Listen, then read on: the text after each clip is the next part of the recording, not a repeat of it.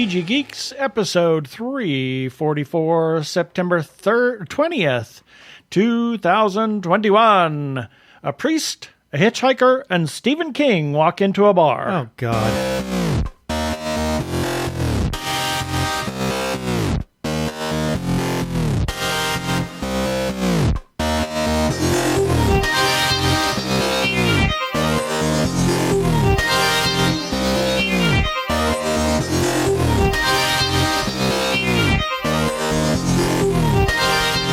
Hello and welcome to another webcast from tggeeks.com, where Ben and Keith, the Two Gay Geeks, talk about all aspects of geekdom and nerdery, sci-fi, comics, film, horror, genre, you name it, we talk about it.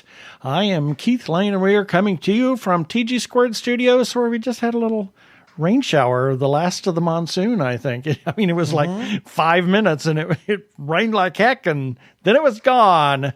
In Phoenix, Arizona. And I'm Ben Raggington, groaning. Oh my God! You didn't like that stinger? Oh, it was appropriate. Exactly. Let's just get on with this. Prepare for hyperdrive. Meanwhile, in the Hall of Episodes, the Two Gay Geeks are discussing this. Well, we have an interview with Andrew B. and Kyle Dunbar.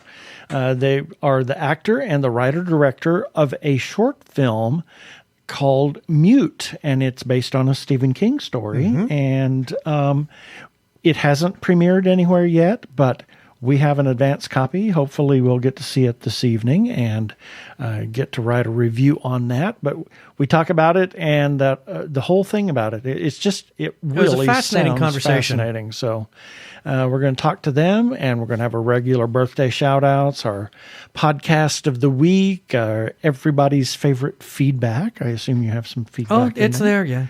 Our shout-outs in our second segment. Did you have... No, I didn't put anything. Didn't put anything? Maybe we'll talk about the Father Blake mysteries. Yes. Or the Doc Brown. The Doc Brown mystery. Yeah. Or Don't hurt yourself. Don't hurt myself. Weekly recap, and then a regular shout-out. So let's get on with this interview.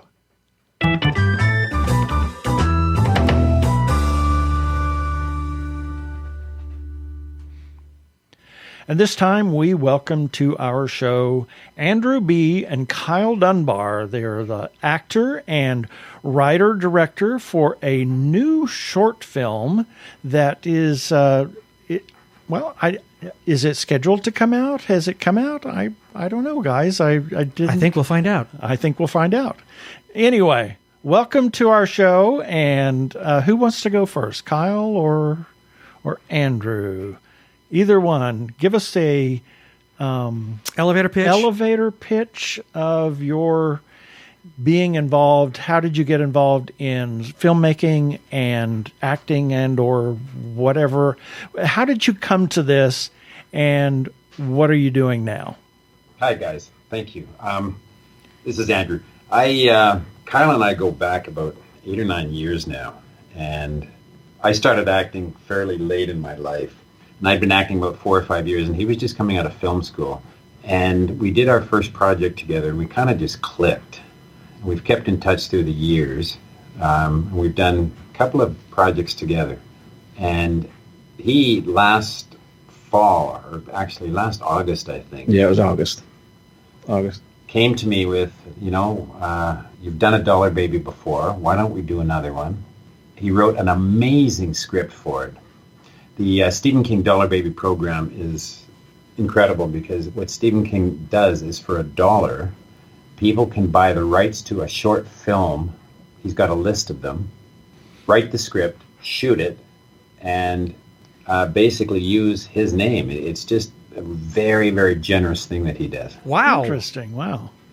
I hadn't heard of that before. For a while. Like, he's been doing it, I think, since the 70s, because it came about with film school students going to him and asking him, basically being like, we've seen movies like Carrie, these blockbuster ones, but you have these short stories that aren't published as heavy. Can we do them? And he was like, I don't know, like, I got to deal with the rights, and I got to deal with my agent. And then you realize, well, if I don't put some under here, if I don't copyright them the same way, maybe these guys could make them.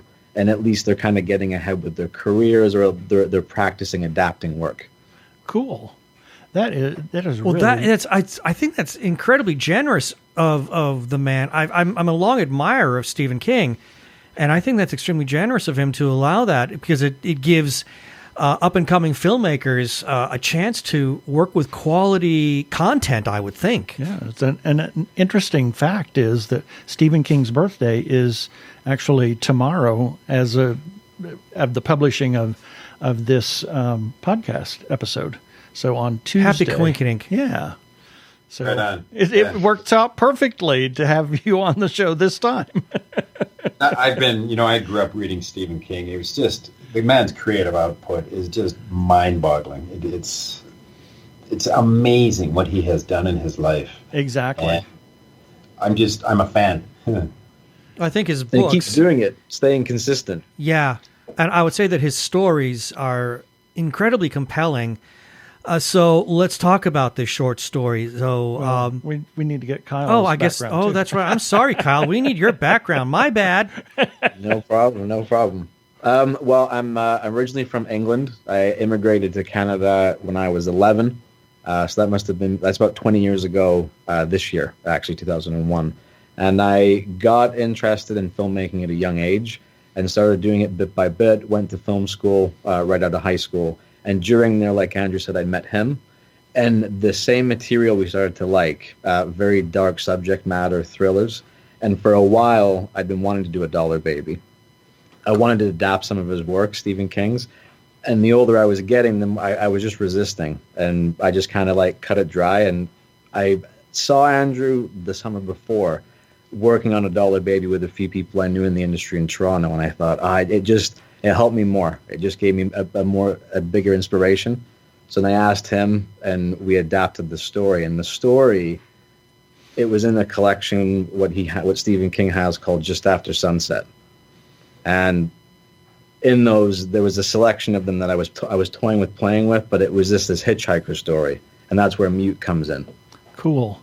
And the name of the short film is Mute. It's 22 minutes 48 seconds or something like that, I think. Yeah, we haven't. That's a long short film. Yeah, we haven't had an opportunity to watch it. It's been a madhouse here the last couple of weeks. So we were traveling and anyway. Whatever. So we haven't watched it yet. I'm excited to. It's on our watch list. I was going to try to get to it before we did this interview, but that didn't happen. So tell us about this story and the short film that you can tell us without any spoilers. Obviously.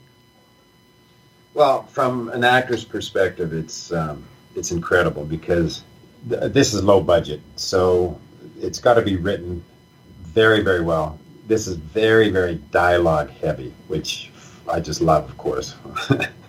And it basically is a story about a married man who finds out his wife has had an affair, and he kind of vomits out his emotions to a hitchhiker he picks up who's deaf mute, and in another time period, a priest. And the story goes on from there. Kyle, go just tell your perspective of how you timed it in terms of filming it. Yeah, because it's a back and forth, and I love the style of like the Agatha Christie stuff. How it's like a little. It's a little bit more of a mystery than it is a horror. But I thought if I blended the two of them together, it's like an old yarn tale. So the story in the original is a guy going into a church and confessing, and I wanted to make it a bit more modern. So I made it, he goes to a guy's house, this priest's home, and it's a bit more frantic. It's a bit more, it's not as premeditated. And this guy he's at his wit's end trying to confess for a sin he didn't know if he committed it or not. So he tells this intriguing story, and through that I jumped back in time, kind of like how Stephen King does in the book, but I had to really cut off some stuff how Stephen King keeps going with internal thoughts. That was my biggest challenge. I didn't know what to show and what not to show, and I didn't want to show too much. But Kyle wrote it very well because the great thing about Stephen King is the unbelievable character-driven work and Right. the internal narrative, right? Mm-hmm. So, I mean, Kyle ended up with a 28-minute behemoth, and he had to cut the thing down to, still it's pretty long, but because Stephen King's dialogue is just so unbelievably good. Wow. And as an actor, I played the main character. I got to rant and rave to this guy, this hitchhiker, and also to the priest. Interesting. So the monologue, shall we say, to the hitchhiker is just that. It's a monologue since he's deaf mute. And exactly. That's fascinating. Exactly. So you get it all out there, and then you've got this soundboard that is completely without judgment. So I guess you said that so in the film he goes to the priest first, and then there's the flashback to the hitchhiker. Is that correct? Yes. So he goes in with this sin, and that's why he's in visiting this priest. And the priest's asking, "What is this sin? Why are you here?" And then he goes on to tell this story about how he met this how he met this hitchhiker. And through seeing the hitchhiker and driving on and ranting and raving, something happens here. So there's a reason now why he goes and sees this priest. Yes, something happens with the hitchhiker. I see. Okay. So we won't go further. We won't go any further than that. So given that this film is taking place in essentially two different timelines, I'm assuming obviously they were not. I mean, well, obviously you can't shoot them that way because that's just ridiculous. So for Andrew, how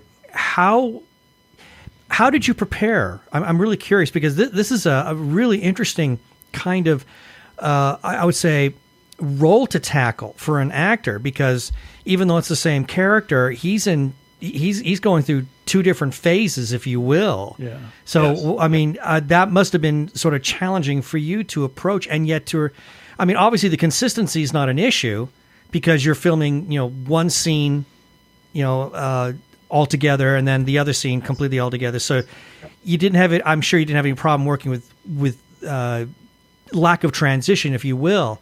But how were you able to kind of like come up with what this character is going through and make it believable on the screen?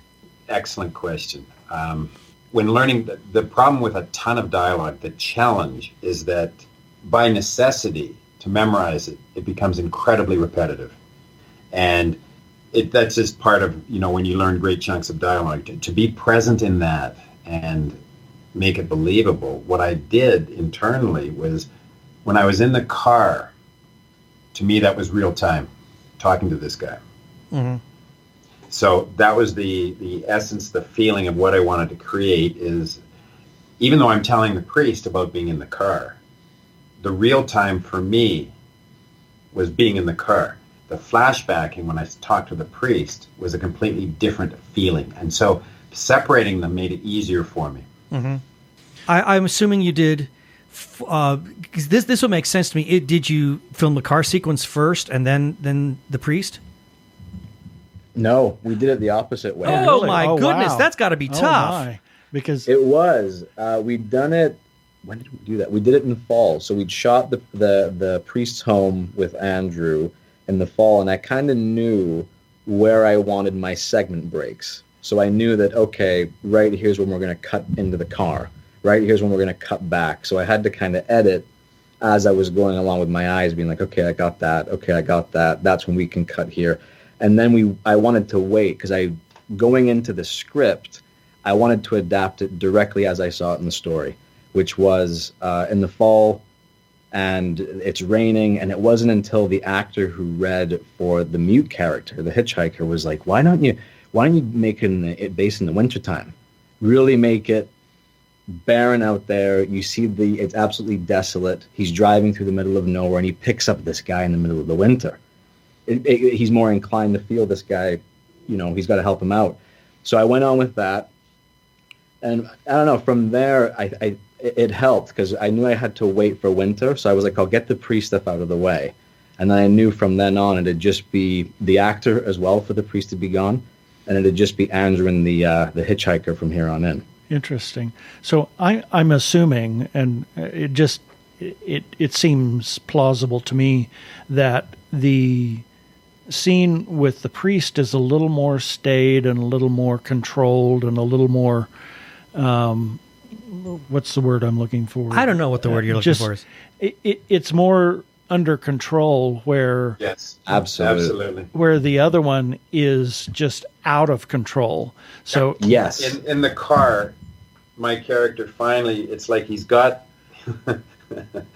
he can vent in a completely safe environment, so he just loses his shit, basically. right. Mm-hmm. Yep. And you're almost wondering with this character who he really is. Is he the guy who's in, like, we're saying, the calm, collected environment of the priest, and he's just talking himself into the atmosphere of that and trying to make himself settled in? Or is his real character the chaotic rambler we see in the car? Because Andrew does play two different performances, so we're wondering, who is this guy? What side is he belonging to, and is he hiding behind anything? Exactly. And- or is he a completely different character than either one of them? Yeah, Yes. is there a third personality? Yes. And that kind of begs the question. So for Andrew, I mean, the fact that you had to essentially, you're filming this kind of backwards in a way. I understand the practicality of doing it, but you're filming all these scenes with the priest, and you're having to draw upon scenes that you haven't even filmed yet. What kind of that must have been challenging for you, because I would imagine had you been able to do all the car sequences first, that could then inform your performance. Yeah. Working with the priest, but you didn't have that advantage this time. No, and that's what I said earlier is why I did. It was more of a recall thing, and so it was just not as real in terms of the actual emotion of it, because I'd already expressed that in the car. Right. Mm-hmm. So it was, once I had that sorted out, okay, so this is where he is now, as opposed to where he was. I'm basically just retelling something I've already experienced. Right. Okay. Interesting. Yeah, I figured. So you had, Kyle, you really only had two sets, if you will. One was inside the car, and then one inside the priest's home. Or were there any other scenes or sets? Yes, there was a couple, like, that he stops off near towards the end of his time with the hitchhiker later on in the film at, like, a rest stop. But Okay. throughout, in between the priest, in between the scenes of the hitchhiker, I'd peppered in some inserts, and they never really had characters in them. They may have Polaroids in them. They may have closet space with, things filled in there, what Monette, our main character, is rambling about. Or it may just be a motel of where his wife has been having those affairs. Peppered in, but more visually. There's no dialogue that's there. It's just it's filler. Right. So you in essence only had the two scenes. How did you find it filming in the car? Did you do it in an actual car, or did you cut out of a car, or how did you film that?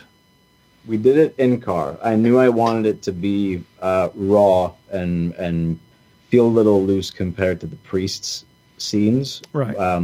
Which we knew were going to be contained very cozy in a well lit place. And I knew that in the car it's not well lit. You're having your street lights cutting in and out with shadows, and I thought we could play into it. So I knew that we didn't need to lock anything off with the camera, and we could play around with different focal lengths, and we could even go in and out whenever we wanted to on Andrew speaking. So we really got to go wild with that stuff. So it played into it a lot. Yeah, it also helps to the chaotic nature of the rambling. Yes. So, And we had a sound guy who was incredible. He got in the trunk oh my God, That's called dedication. the entire time we were driving. He's in the trunk of that car and the sound we got, the sound is just excellent. It really is good sound. super. We've just talked to somebody that did another car scene, and it was Very dialogue fascinating. oriented. And I find that type of filming to be incredible, because sometimes it works, and then other times it doesn't. We have a world of television where it has not worked. No, but when it does work, it can create a certain level of intensity that becomes visceral to the viewer, and that's obviously that's something that you're trying to get with these car sequences. And so you were what actually... I like so much about working with Kyle is I trust how he shoots. And in a car like that, I mean, it's so easy to go handheld, but then like you said, a lot of the time it just doesn't work. But what he did, the DOP he worked with, it was also very skilled, and they just set it up properly so that it was consistent, the light was consistent, and the whole thing worked. Did you do two cameras in car, or? No, just the one. So we jumped around. Oh, really? I knew going in, I didn't want it to do it as planned as the priest's home. I had a specific shot list for that, but I knew going into the car scenes, I was going to shoot it chaotic. I had no idea when I would get Roman, who was our DOP. I didn't know if I'd get him to go in at this moment with Andrew or pull away. I didn't know whether we got to his hands holding the steering wheel or the intense look on his eyes. But I knew that if I got enough takes of Andrew recording these monologues, I could chop around, because I knew that in a steady scene like The Priest, I was very limited with my editing options. Right. They had to be held on a certain take, or I couldn't rush through anything. But, you know, I could go guns blazing with the editing for Andrew ranting and raving. I could cut him off or make things seem more intense than they need to be. Yeah, so you actually kind of maybe were on the side or with the back of his head so that he's rambling on, but what he was actually saying at that moment is not necessarily what you edited in for him to be saying. Oh, cool. Yeah, that's very well said. Yeah. Cool.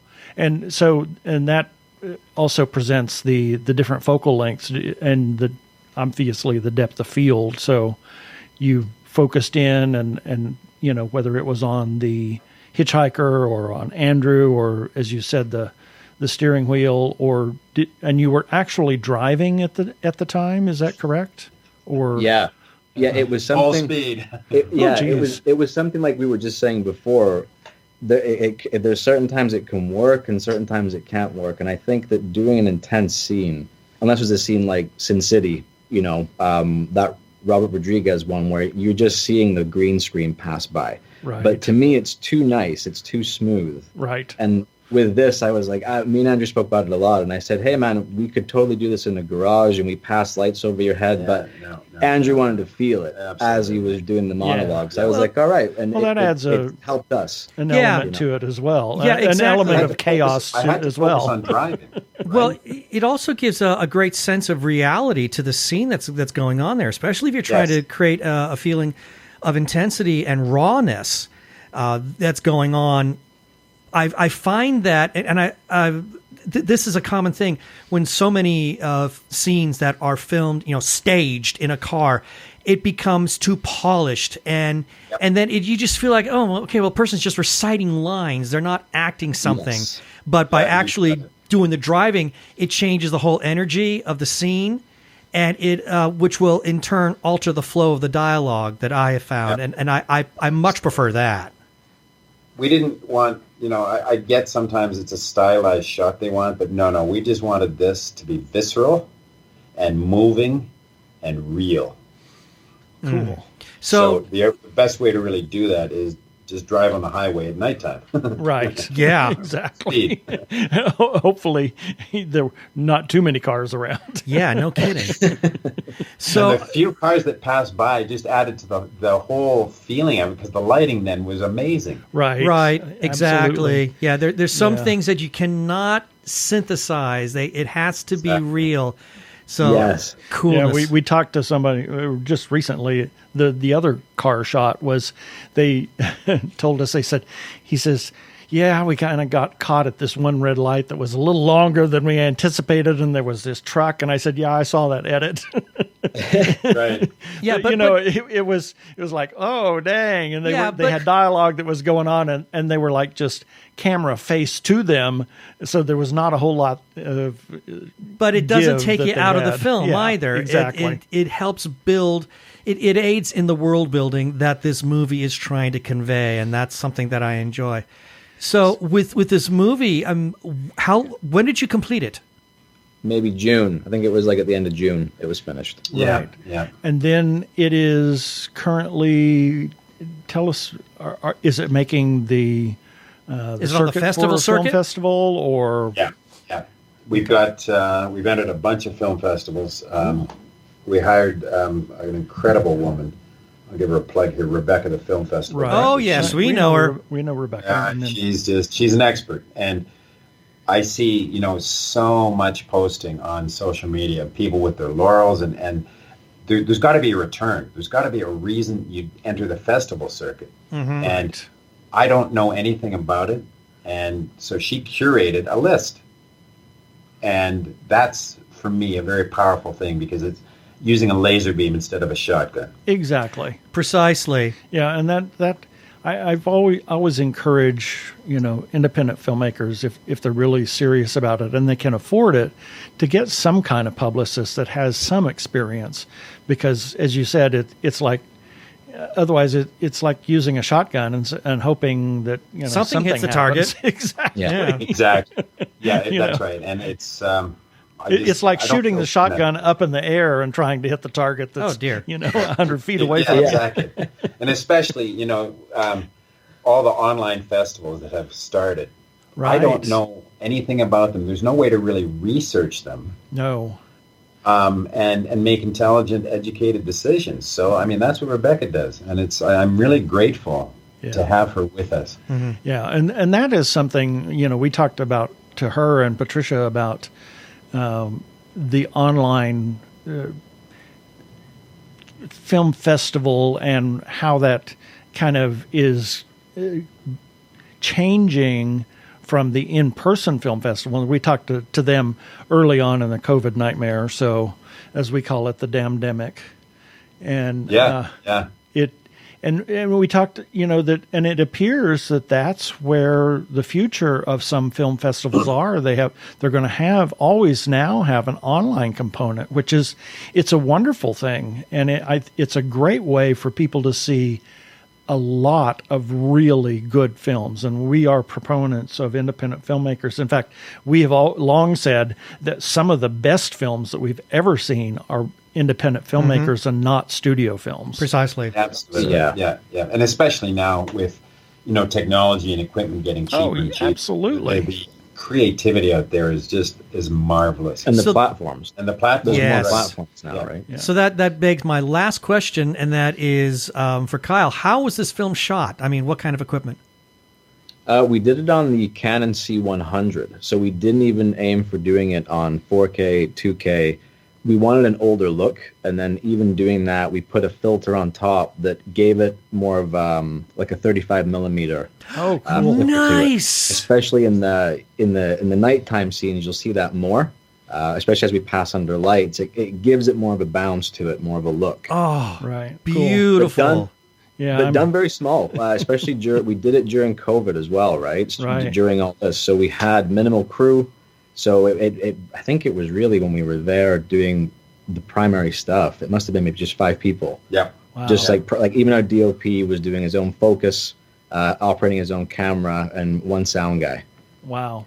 I am excited to see this myself. Yeah, we're gonna have to watch that tonight. Yeah, we got to watch it tonight. So we're up against the red line, but I will ask this first, because we're talking about this movie. Where can people find it? Well, one of the things with the Dollar Baby, we can never make money from it. Mm-hmm. So people have to see it at festivals. Okay. That's really the only way to see it. And that's just, again, part of the deal with the Dollar Baby program. Well, fair enough. And having the online festivals, though, too, is going to increase your share there tremendously. Absolutely. Precisely. So that now begs the next question. Where can people find the both of you? Because it's logical to assume that if either or both of you have any social media presence, that you would be sharing where this film can be viewed so that people could then see it.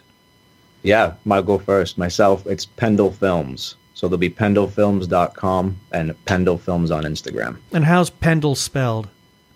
P as in Peter, E-N-D-L-E. Oh, P-N-D-L-E. Pendle. E-N-D-L-E. Okay, my bad. Okay. Okay. And then Andrew? I'm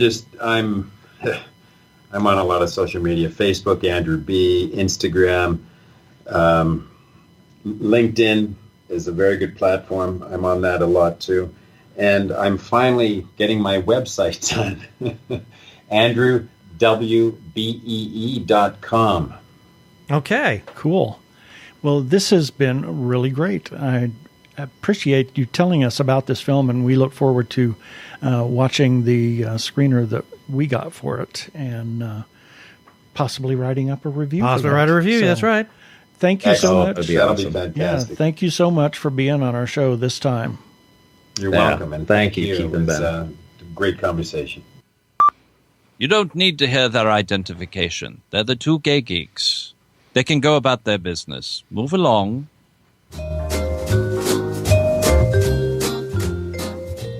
Well, as we said, it was such a fascinating It was a conversation. great chat.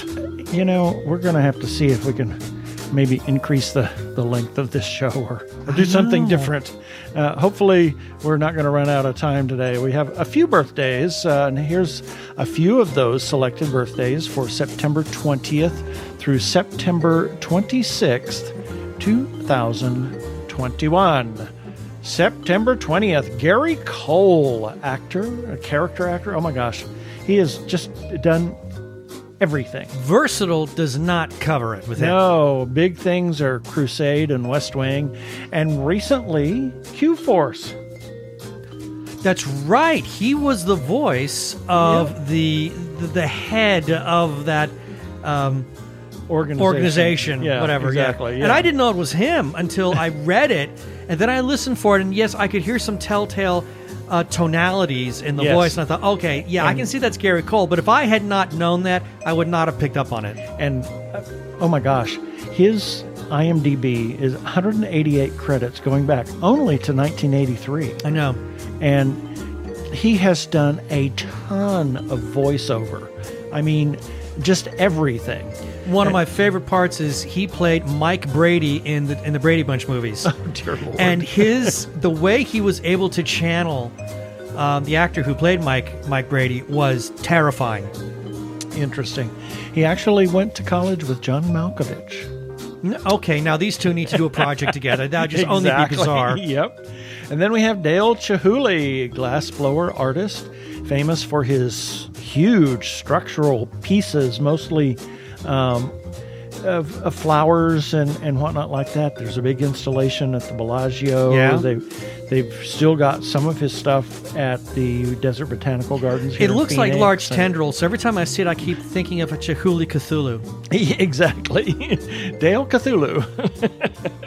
I wasn't going to say. Well, there it is. I said it.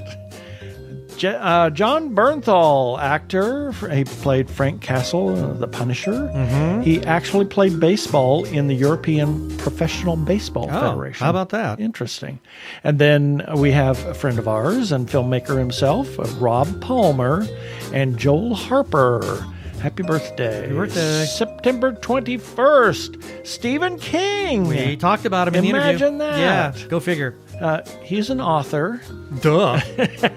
Suspense, horror, supernatural fiction, 63 novels, and over 200 short stories. To say he's prolific is another understatement.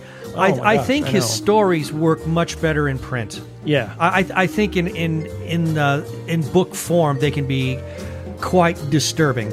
Oh, absolutely. Considered a pop culture icon because of yeah. All the many things that he's done. I mean, how many have been turned into, films and miniseries, and how many miniseries have they? Oh, I don't know. Good Lord. Quite a few. I know. Kingdom Hospital was one that I loved. That was an That incredible was such a series. good show. Wow, it's so creepy. Bill Murray, actor, Caddyshack, Groundhog Day, Ghostbusters, Scrooged, The Dead Don't Dead Don't Die. Die, Oh my God, we please. get to talk about The Dead Don't Die again. Yet again. Love that film.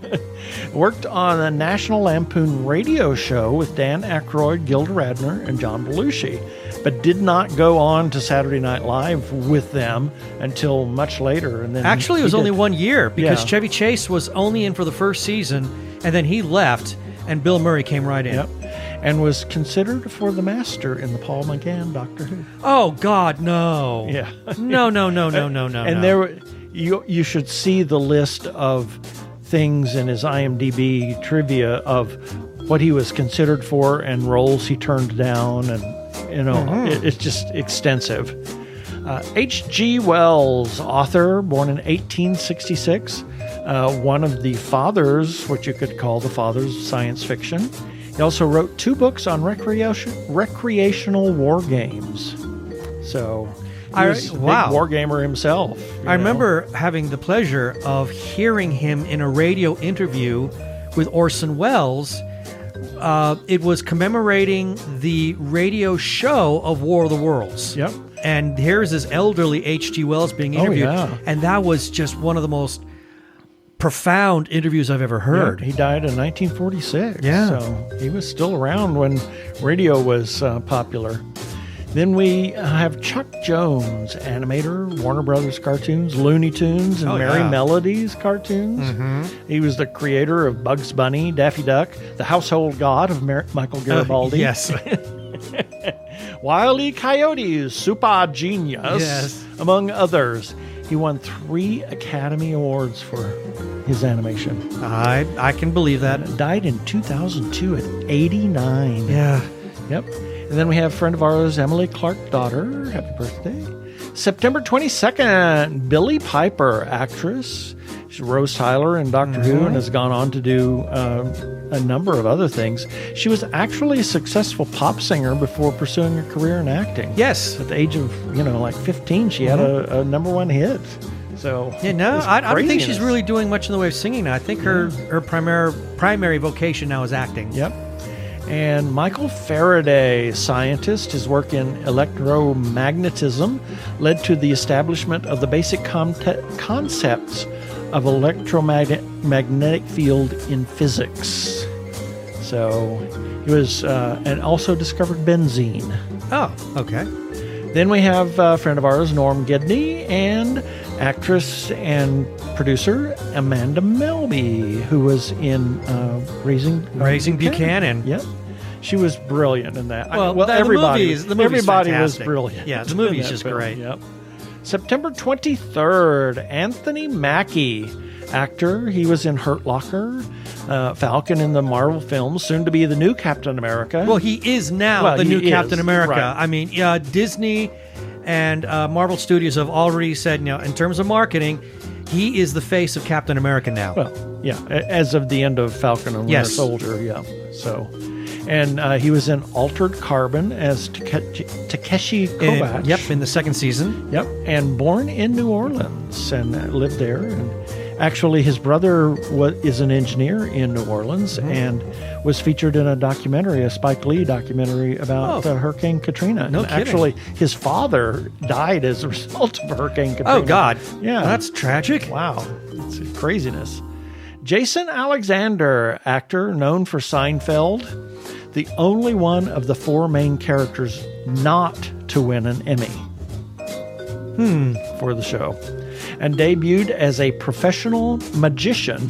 I won't always want to say magician in 2006 at the Magic Castle.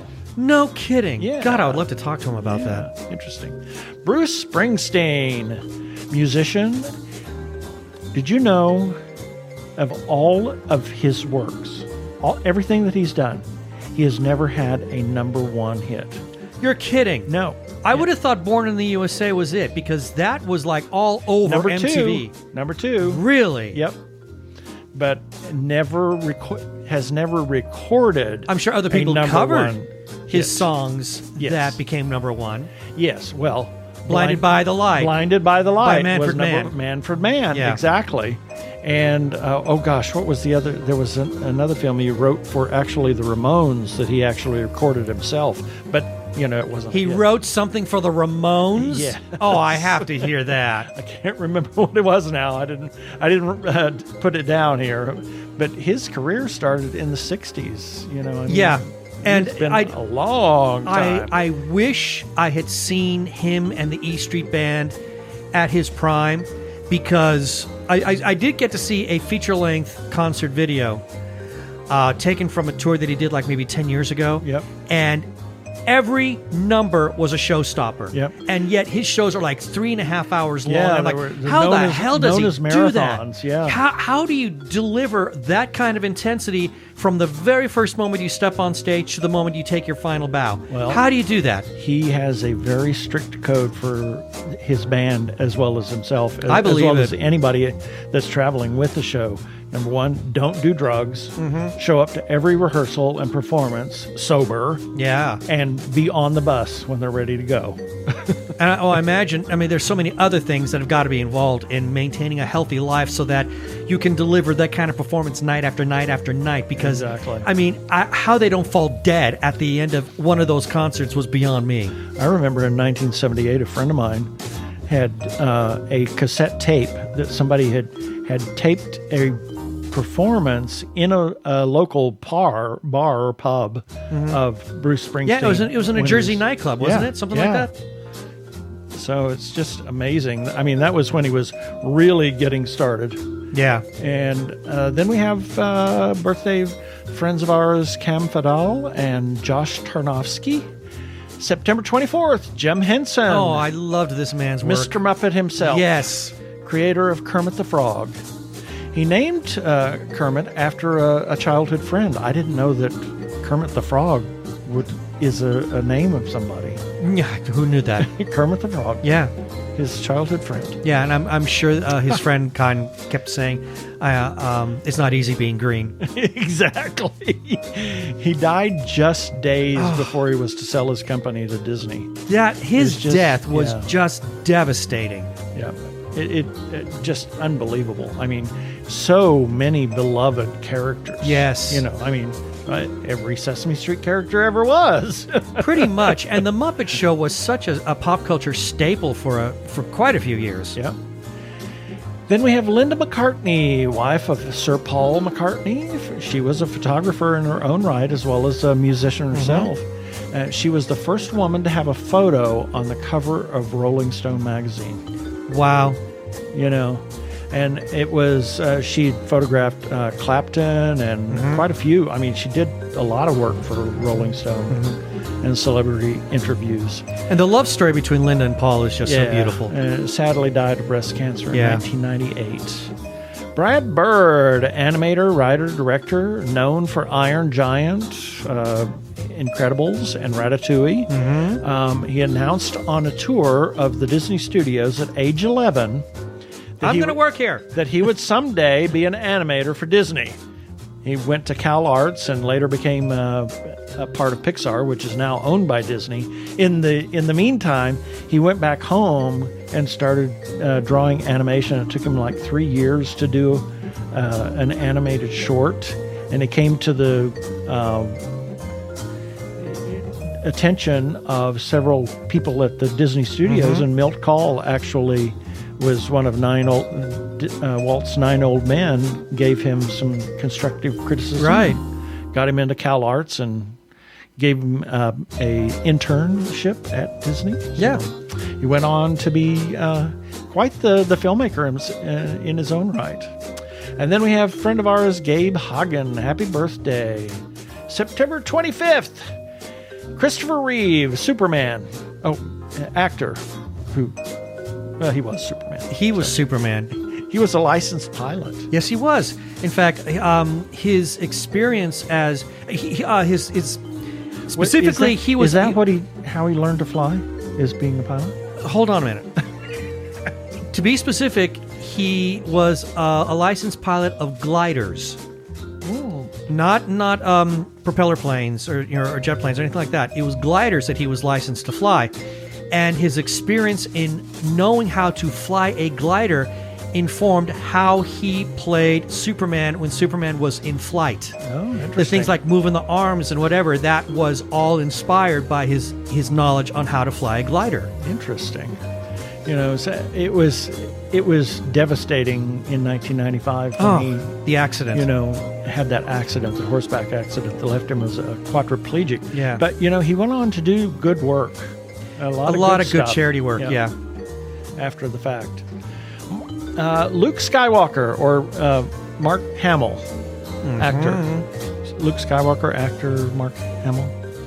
The Joker. Can't separate the two. I'm sorry, but now, today, I is think the more Joker, people yeah. know him as the Joker. He is the definitive voice of the Joker in Yep. the various animated incarnations of the Batman. At which he's done a ton of voiceover parts. Oh, I mean, yes. It's just like unbelievable, in addition to being Luke in the Star Wars films. And he's still doing a lot of voice work. Yep. Barbara Walters. Baba Wawa. Newswoman, interviewer, producer. You know, say what you want about Barbara Walters. She had access to a lot of Oh, yeah. really reclusive people. Yeah, she and did. Was able to interview them and ask those hard questions. If you were a twee, what twee would you be? Yes. She was on 2020. She was a producer of The View, the Barbara Walters specials. She was born in 1929. She is still alive. Wow, amazing. You know, unbelievable. Jean-Philippe Rameau, one of the most influential French composers of the 18th century, and along with Francois Couperin, was the leading composer for the harpsichord in the early 18th century. Yep. So, and we've listened to some of his music when Brendan's played it on his harpsichord. September 26th, Olivia Newton-John, Elton John's sister. It's a It's a fact. Actress and singer was in Grease and Xanadu and performed the background vocal for John Denver's Fly Away. Yes, she did. And I actually got to talk to her. Oh, cool. On Sirius XM Radio. She was being interviewed. Oh my gosh, I can't remember the name of the afternoon hosts that were on OutQ at the time. Derek and Romaine? Derek and Romaine.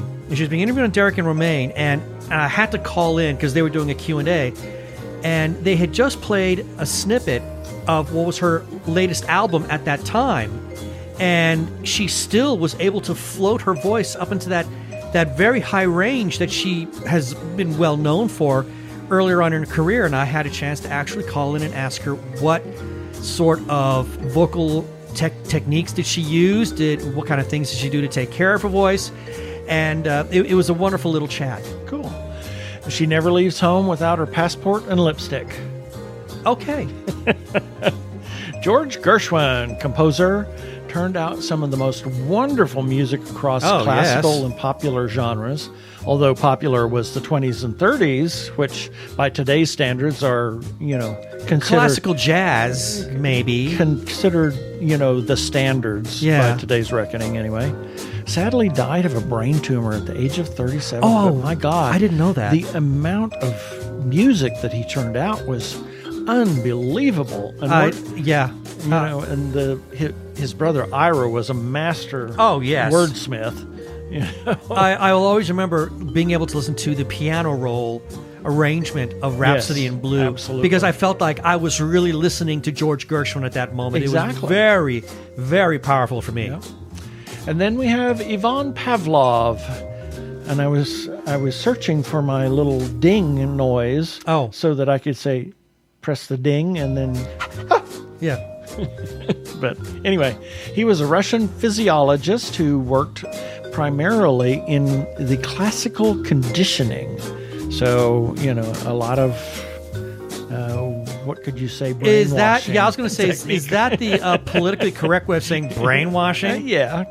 Conditioning, yes. And then Jack the Lane. Jack the Lane. Yeah, we have a Jack the Lane's in Cleveland. Okay. That's from the Ritz. Right. When he shows up, he says, "Oh, it's a health club. Yeah, we have a Jack the Lane's in Cleveland." But Jack LaLanne was a fitness guru, opened numerous gyms with his name on them, and had the Jack LaLanne Show from 1951 to 1985 on TV. I remember I watched that show with my mother, obviously. I did too, because there was nothing else on. Exactly. It was what was on the television. My mother was glued to the television. Ditto, and my mom, yeah. And died at the age of 96 and was still in good excellent form. health, yeah. And then we have a director friend of ours, Shant Hamassian, and wonderful human being and just a delightful person. Yep, Bryant Dillon. Happy birthday, Bryant. And that's it for the birthdays this time.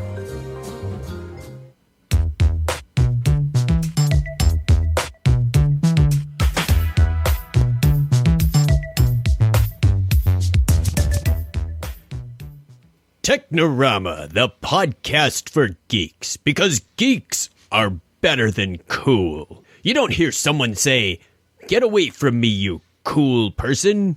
Who's gonna have their 65-inch home theater system installed by the Cool Squad? Not me, that's for sure. How much cool cred do you have? Not enough to care about. Think you'll find any canned unicorn meat at thinkcool.com? It's just a part domain name. They don't even have roadkill in a paper cup.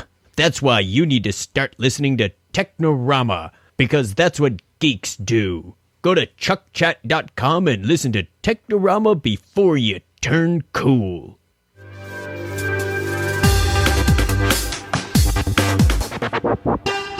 Go give a listen to our friends Chuck and Craig over at Technorama Podcast. I'm Daniel Radcliffe, and I believe that reaching out for help is the bravest thing a person can do. If you are struggling and need support, call the Trevor Lifeline at 1-866-488-7386. It's free and confidential, and trained counsellors are there to listen 24/7 without judgment. To learn more about the Trevor Project's life-saving work for lesbian, gay, bisexual, transgender, or questioning young people, go to thetrevorproject.org. We want to give a shout out to the Joshua Tree Feeding Program, a 501c3 nonprofit food pantry for the HIV and AIDS community in Maricopa and Pinal counties. They offer a place where clients can select from a wide assortment of nutritional foods to take home, and they set it up like a store so that the clients can pick and choose what food they prefer, so that it empowers them to take only the food they want and nothing is wasted.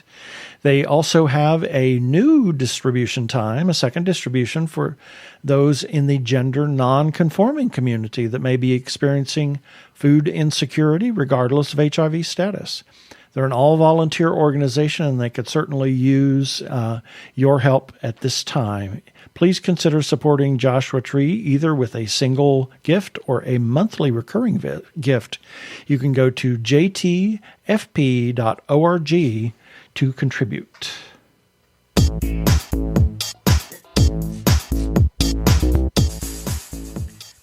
And it's time for our feedback. I got to fly through this because we are running out of time. These are comments that we received as a result of articles and episodes that we ran on our website at tggeeks.com. And the links for each of these articles and episodes that generated this feedback will be in the show notes for this episode number 344 at tggeeks.com, starting with regarding Dare to Wear Fright Rags Candyman apparel, plus the Burbs, Highlander, and Back to the Future, available now at frightrags.com. We got a comment from Fright Rags Inc. on Instagram saying, "Thanks so much." Well, we love to push your stuff because you got great stuff out there. They have neat stuff. Then, moving on, regarding TG Geeks episode number 340, we got some birthday thank yous for some shout-outs that we gave. First, from Rebecca Louisa Smith. We talked about Rebecca a little bit in our interview. Thank you for the birthday shout-out. Then we got a comment from Dominique Choisy, who is the filmmaker for the wonderful French quirky rom-com Ma Vie avec James Dean, who says, "Thank you so much, dear Ben and Keith. Hope you're well and enjoying a good life." Got a comment from Michelle Cannon. Thank you. Another one from Melanie Brockman Schultz. She is the sister of Jason T. Gaffney. And she writes, "Oh, thanks for the shout-out." Then this was also the episode where we interviewed David R. Slayton, and who's an author. And we got a comment from Blackstone Publishing, who publishes his books, saying, "Excited to share this bewitching chat. So cool to learn how much of David's background intertwines with the Adam Binder series." Yay. And then in our segment of that same episode, Keith and I talked a little bit about Zardoz, I think it was. Yes. Or maybe it was, at some point we talked about it. And then we got a comment from David R. Slayton himself on Twitter saying, "Guys, No one needs to see Zardoz again. Yes. Moving on, regarding Hamish Downey's 5 questions with Tim O'Leary, we got a comment from Tim O'Leary on Twitter saying, "Thank you, Hamish Downey and the Two Gay Geeks, for this super fun interview. We discussed Demon Hunter, filmmaking, being a queer screenwriter, and more." And then lastly, regarding TG Geeks episode number 341, we got a comment from Russell Emanuel because it was his birthday, and he says, "Awesome as always, and thank you for the kind birthday wishes." Well, I have to throw in that Tim O'Leary's birthday was earlier this week. So, yes, it was. Last week. So happy birthday, Tim. And if you want to leave a comment on anything that we publish, whether it is one of our episodes or a article or a movie review, you can do that. And you can do that at tggeeks.com. You can do it on our Facebook page where everything is published. Twitter, Instagram, everything goes there, and our episodes are featured on YouTube. So if you want to leave feedback, you can do it all those places. If you want to leave us a voicemail feedback, we'll play that on air. You can call 469-TG-GEEKS. That is 469-844-3357. And as always, please play nice. Everybody knows that we are huge supporters of independent creators, just like the two guys that we talked to, Andrew and Kyle, earlier. Whether it's filmmakers, comic book artists, writers, or others, please check out their places that you can find them. Twitter, Instagram, Etsy pages, Facebook page, any place, website, anything that they have a presence. Check them out, buy their stuff, talk to them, tell other people about their stuff. Please consider supporting independent creators. If you are trans or are questioning your gender identity, and if you are in crisis or are feeling isolated and need someone to talk to, or you know of someone in a similar situation, there is a special hotline just for you. The hotline is provided by translifeline.org and staffed by trained counselors who are transgender themselves. The hotline in the U.S. is 877-565-8860. In Canada, it is 877-330-6366. Or you can go to translifeline.org to learn about the important work they are doing. Please reach out for help. You are not alone. Yeah, baby. They're like two gay geeks. They're together, you know. They're two gay guys and they're geeks. Is that okay? We're out of time. We are out of time. Father Blake Mysteries on the BritBox. Check it out. Yes.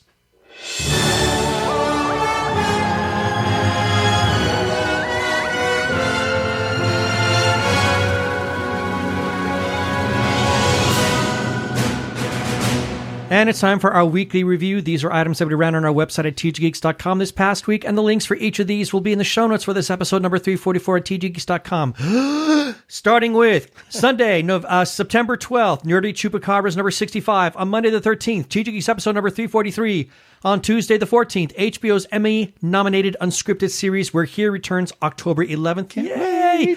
On Wednesday the 15th, Andrea's Angle. My Name is Polly Murray. Extraordinary Vision, Extraordinary Person. On Thursday the 16th, Andrea's Angle. Blue Bayou. Heart-wrenching and beautiful. These are movies, by the way. And on Friday the 17th, Hamish Downey's 5 Questions with Clement Hill Goldberg. And on Saturday the 18th, Aaron's Arcade Nuclear Power number 6. Remember. Find all these things at tggeeks.com.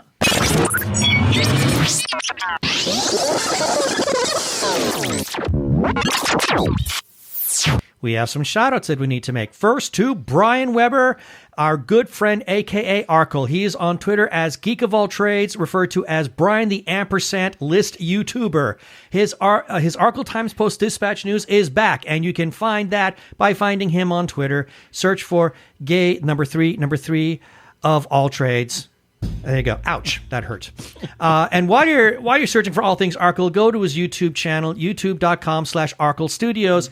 Brian has a number of his projects there. His Shameless Cash Grab series, which has just wrapped season 6. His Rants vs. Zombie series, which has ended, but you can still listen to past episodes there. And he has his Arkle tier ranks, as well as his game videos of Trick and Treat and Star Trek Online. We must also give some shout-outs to a couple of Facebook groups for allowing us to post our episodes and relevant articles on their pages. First, Two Gay Geeks After Hours for saying, yes, go ahead, share away on our page. Their URL is facebook.com/group/Gay Geeks After Hours, and then to The Gay Geek for the same. And their URL is facebook.com/group/The Gay Geek. And as always, we give special thanks to their moderator, Jeremiah Reeves. Thanks, Jeremiah. Find us everywhere, including Spotify, TuneIn, Stitcher, Amazon Podcasts, as well as where other fine podcasts can be found. Check us out on Sci-Fi Radio at 3 a.m. and 3 p.m. Pacific Time on Tuesdays for a replay of this show, and listen to their other content, 24-hour geeky internet radio station. Please rate us and review us on iTunes, and don't forget to subscribe to our YouTube channel. And that should do it for this episode of TG Geeks Webcast. Be sure to check out the article for this episode. We're going to have several links on the page. And remember, you can comment on our Facebook page or our website, tggeeks.com, or leave us a voicemail, 469-TG-GEEKS. That is 469-844-3357. From TG Squared Studios, I'm Keith Lane. Thanks for listening. Please be kind to yourself and those around you. Stay safe, wear a mask, get vaccinated. Peace. Cheers.